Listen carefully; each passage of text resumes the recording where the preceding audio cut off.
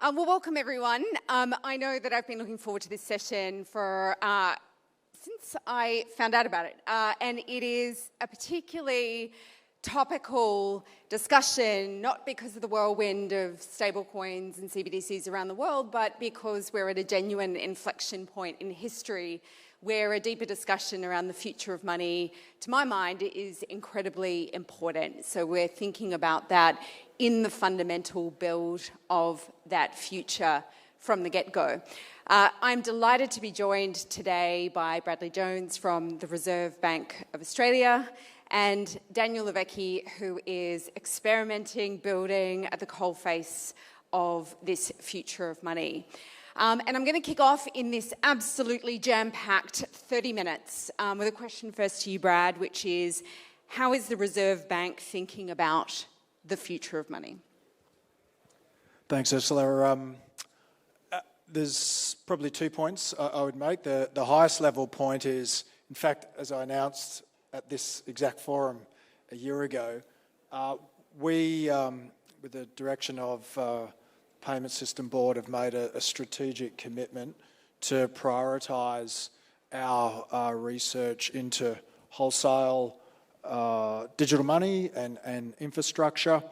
It's not that we're not doing any work on the retail side, we are, but in terms of prioritising our resources, that's really, the wholesale space is really where we see the biggest potential benefits and the fewest challenges. And it also reflects the fact that when we look internationally at the countries that are pushing ahead with a retail CBDC, the sorts of rationales that are driving that decision, we just don't really have much resonance. Here in Australia, for instance, we think we have a world-class retail payment system, and so that's sort of what's sitting behind that strategic priority around wholesale. The second point I'd make is actually something that Kate mentioned at the end there that resonates with us, and that is, as we're pursuing research into opportunities to uplift the functioning of our wholesale markets, we are genuinely open-minded about the precise functional forms that can help us to get there. That is, whether it's forms of money or enhancements to infrastructure. That's why we've stood up Project Acacia to better understand what mix of public and private innovation might be needed to get there. There are, however, probably 2 guiding principles for us in pursuing this work program. The first is efficiency, competition, and resilience. Those principles are really our North Star. And so wherever the technology lands, it's got to be consistent with those principles. And the second piece is wherever our future monetary arrangements land has to be consistent with monetary and financial stability. So they sort of help give us some structure as we're working our way through this space. Thanks, Brad. And before we move to Project Acacia, I was going to ask you, because I did read all the materials you've sent me, there was a comment you made at Intersekt last year, which was, it was reasonable to expect central bank money will continue to serve as the ultimate safe settlement asset, particularly in systemically important markets. Does that remain true in your view? Yes. Fantastic. Now let's turn to Project Acacia. Now I think the excellent last session, a lot of discussion at this conference around the use cases that are involved, and I'll ask Daniel about Canvas's participation in that. Before we do that, Brad, from your perspective, just talk us through where are we at, what are you seeing, what excites you about what you're seeing, and talk us through the RBA's sort of role and position, perspectives on that. Project Acacia? Yes, please. So just a very quick history lesson. 2 years ago, we concluded our first pilot, and that pilot was unique in a couple of respects. Number one, we did not prescribe use cases. We literally gave industry a blank canvas and said, if we were ever to issue a CBDC, what would you, industry, do with it? And what we learnt from that pilot was a strong disposition to want to explore opportunities around tokenisation. So that was one of the key learnings. And since then, we've done a deep dive into that area, and I think our view is sort of hardened that there's some real opportunities in that space if we can get it right. It's not without challenges, but we think there's enough there to worth continuing to kick the tyres on. So that's really why so the end point of the last pilot is really the starting point for this pilot for Project Acacia. That's why we're focused on exploring different forms of digital money and enhancements to infrastructure to support the development of tokenised asset markets in Australia. In July, we were pleased to announce with our colleagues at the Digital Finance CRC and our fellow regulators, ASIC and APRA, Treasury, terrific to see them represented here as well, a short list of industry participants, and it's also great to see many of those folks here in the audience as well. We're now moving from the desktop research phase into the live transaction phase, and that will see us through the balance of this year. Once we've had a chance to reflect on the learnings from the live transactions, and I want to emphasise there are two streams here, but the largest stream is actually using a real claim on the Reserve Bank, which is not something that many central banks have done when they've explored CBDC. We'll reflect on those learnings at the end of the year and communicate back to the public probably late in the first quarter what we've learned and where we're going to go. So that's what the runway looks like. And sneak peek, Brad, is there anything at the moment that, is raising an eyebrow, is, piquing your interest as part of that process? The use cases that industry want to explore, I would say, accorded with our prize about where the potentially most interesting opportunities would reside. And I'd sort of categorise those broadly in two respects. One is ways to uplift the functioning of our fixed income markets. So we're seeing use cases in areas like tokenised term deposits, money market funds, government bonds, but also separately, there's interest in tokenising markets where there's really very little, if any, liquidity at all. Tokenised private credit funds, Daniel will speak to in a moment.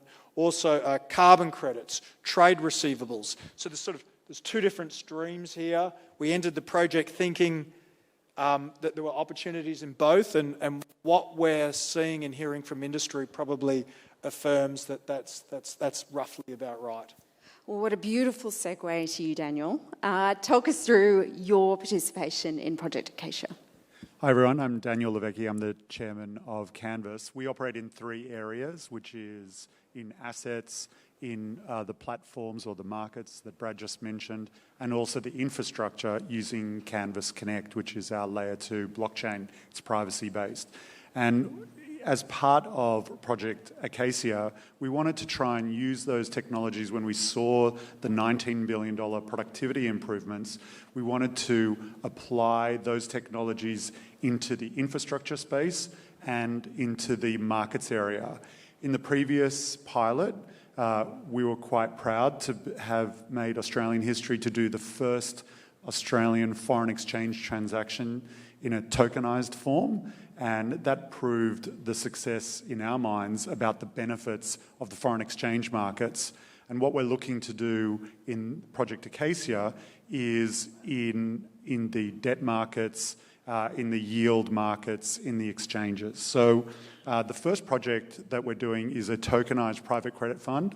We're partnering with Sanlam, which is a global funds manager. They have about $140 billion under management.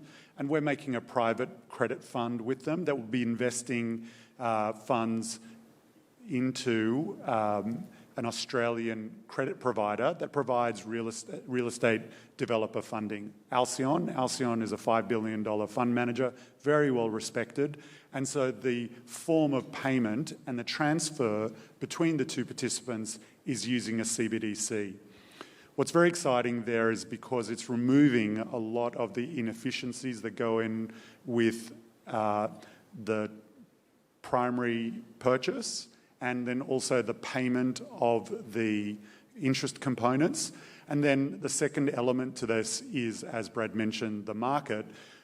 Normally, investors, there's not very much liquidity in private credit markets. It's something that's growing rapidly, and ASIC is taking a very good look at it, about how to regulate this area. So by having a market where participants are able to sell 10% of their holding, rather than having to redeem with the fund manager, creates liquidity for both the investors, and then there's going to be market makers that will have the ability to buy and sell 24 hours a day, 7 days a week. So that's really revolutionary in the funds management space. Obviously, there's audibility and there's ease of reconciliation. In the second project that we're working on is the tokenisation of government bonds, of Australian government bonds. Now, obviously, that's not possible today, so we're actually purchasing the Australian government bonds, we're digitising it with a digital wrapper, and then being able to fractionalise it. Again, the payment will be in the use of the CBDC, which is a central bank risk-free payment mechanism. So an alternative to Austraclear that will allow innovation in new areas that are only just possible now with programmability and the like. What we're really excited about with this, it's all operating on our privacy-based blockchain.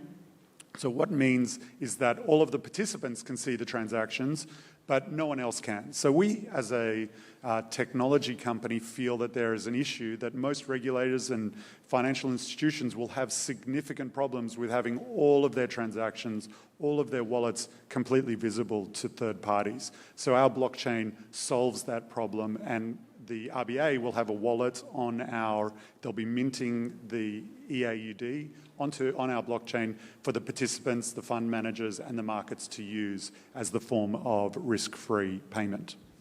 So Daniel, completely unscripted, you mentioned two interesting things there about privacy. Firstly, it's privacy-enhancing blockchain with certain access and credentialing. But secondly, also, you're shedding some light and some further insight into an industry, particularly in private credit, that is known to be quite opaque. So what insight is it possible to gain with this moving on to a blockchain? Well, certainly when there's opaqueness, the spreads increase, the profit goes to people that shouldn't have it, and we believe that in lowering costs, making things more efficient, more open in this area, that means our superannuation investments will improve, costs will decrease, and returns for investments like superannuation will increase dramatically. So we think that that utilising this technology will assist, as well as the regulatory controls that are being implemented across the board in the government, will remove some of those limitations that we're seeing today in current structures. And so do I understand correctly that I might see sort of transactional activity, and I guess I'd get price transparency from whatever market it's trading on? Is that right? And that boosts visibility? That's exactly right. So as part of Project Acacia, we do have regulatory overview onto our blockchain, so they have full transparency, and we envisage a world where AUSTRAC, in the same way, monitors all payments within financial institutions. We'll be monitoring our blockchain and other blockchains, because there will be interoperability between chains to view velocity, potential fraud, transactions that are alerted, and then we'll see within that, like with the ASX, history of transactions, but anonymised so that the participants don't need to be known, but certainly where the market is for a particular product. Fantastic, thanks. Now, Daniel, one of the areas that we've been, discussing in sort of years gone by, participate in these pilots, amazing levels of support from regulators, relief from regulation, but then there's that awkward transitional window from a pilot into the real world without necessarily any sort of scaling of regulation. It's in, you know, and you need to comply. What enabling environment do you need to make this happen, and what's the delta between that and what we have? Well, I think there's three areas, and I'd like to defer policy to Brad. But I think in a regulatory sense, and my good friend Kate, who I've known for many years while she was at the NAB running in blockchain management, I think that we're starting to see some really good movement by the government, and we'd like to see the completion of that work. So just recently, we saw the Payment Systems Modernisation Act get passed, which means that now the Australian government has regulatory controls over new methods of payment, like digital currencies, and that'll be useful in new legislation. And then ASIC is currently running a consultation paper with the community and with all of the participants like ourselves, with a view of updating Regulation 225. What that means for all of us is that, like Kate mentioned, regulatory clarity and that regulatory fog will disappear, and then the large financial institutions will start to participate. But on a commercial level, as with most things, I think in this instance, it'll be government creating the environment that is rich and is exciting for financial institutions, technologists and operators to operate, just like the Stablecoin Act in the US, the Genius Act, has implemented a whole wave of innovation. So commercially, we'd love to see the RBA work towards issuing a wholesale CBDC.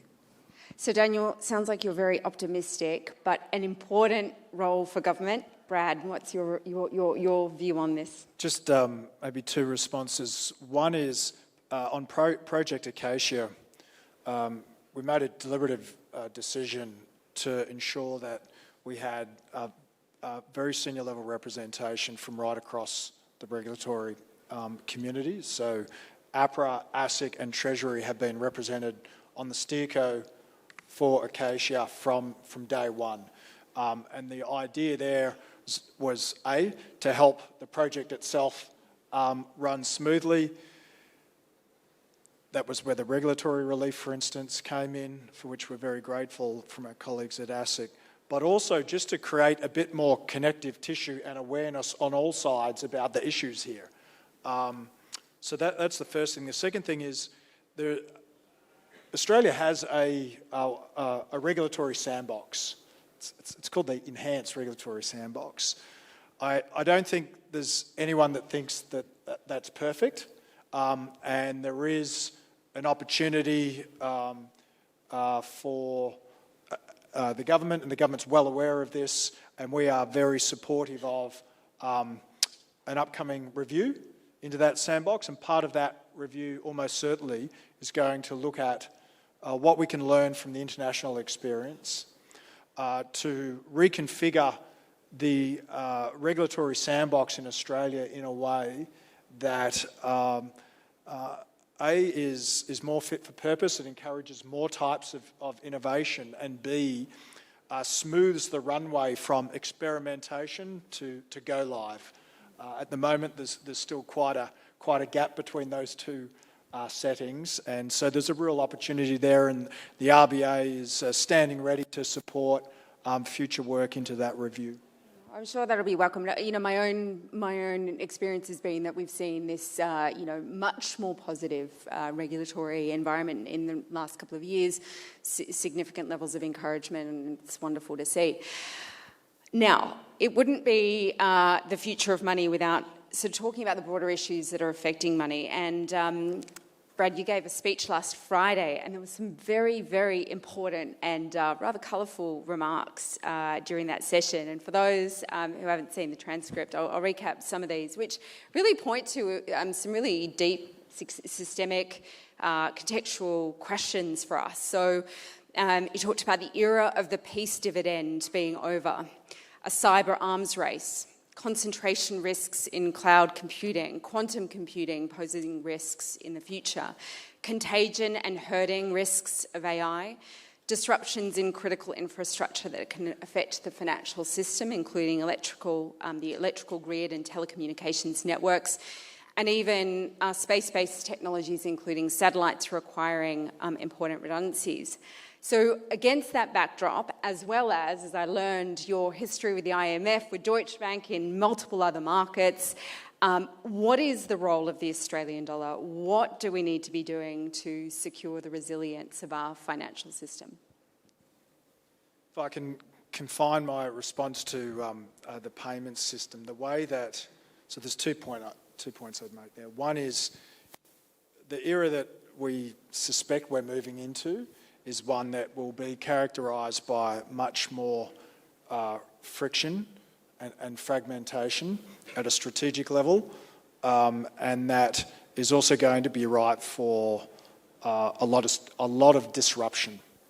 So confronted with more strategic and technological disruption, the risk is that regulators default back to just wanting to lock everything down.